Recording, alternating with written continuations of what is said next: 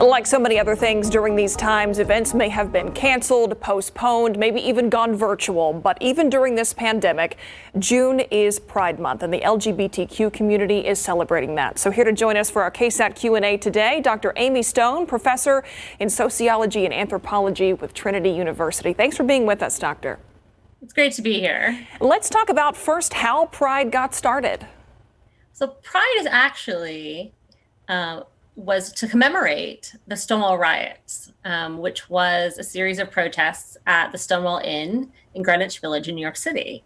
On June 28, 1969, police raided the inn, as it was very common to do.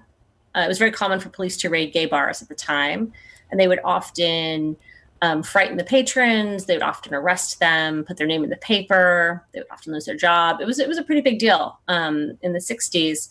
And instead of just kind of meekly going along with it, the patrons at the Stonewall Inn instead resisted. And they rioted for 3 days in Greenwich Village. And that was sort of the beginning of kind of resistance to particularly police involvement in gay bars, but also just kind of expectations that people were going to remain closeted. So our understanding of what it means to have pride really comes from this time period where the activists that kind of came out of that set of riots said basically like, we don't want to be ashamed of being gay or lesbian or bisexual or transgender anymore. We want to feel pride about it and be proud of ourselves for it.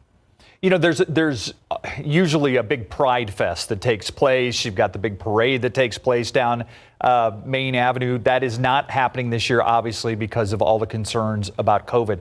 But you believe it's still important to celebrate, especially with some of the recent gains that have been made by the LGBTQ plus community, correct? I think even, sometimes people say to me like, well, same-sex marriage happened and now there was this big court ruling about employment non-discrimination where it's illegal to fire people in the US for being lesbian, gay, bisexual, or transgender anymore. So that's new. So people say, well, aren't we done then? Like we've made it.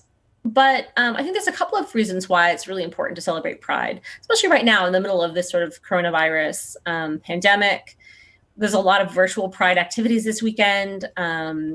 Just a quick Google search will show up all kinds of different things, really amazing activities and drag shows and whatnot online. So for anyone and everyone stuck at home, that may be fun, So on top of the pandemic that we're all living through, there is also Pride is happening during this nationwide push for racial equality. And you say that actually LGBTQ rights have a connection to racial justice. We really can't have one without the other.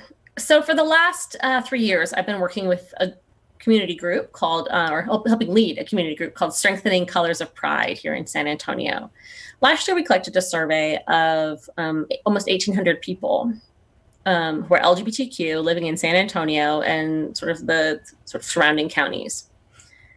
And we found out that 1 in 5 LGBTQ people that we surveyed has been homeless at some point. And for people who are Black or Latinx and LGBTQ, that number is closer to 1 in 3. Right. So if we're just paying attention to discrimination based on sexuality, we're missing the fact that some people are experiencing a lot of racism too, and that's shaping their well-being and their outcomes in life in a really dramatic way. Yeah. Right? So when we talk about violence, we need to talk about Black transgender women in violence as well. Right. So racial justice isn't accomplished until Black transgender women are also safe. Yeah, absolutely. That's a very good point. And you bring up the point about homelessness as well. I mean, there's actually a separate wing at Haven for Hope for kids that have basically been kicked out of their home because they've come out to their parents. And that's kind of resiliency is a big part of what you're looking at in this study, correct? Yes. So we're looking at some of the things that shape kind of people's lives right now, their health and well-being, but also the ways that LGBTQ people in San Antonio are incredibly resilient. They have a lot of community connections.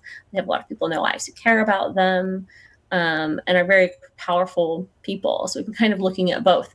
If you want to know more, we're having a town hall next Tuesday night at 7 p.m. There's more information on the Strengthening Colors of Pride website and also on all of our social media.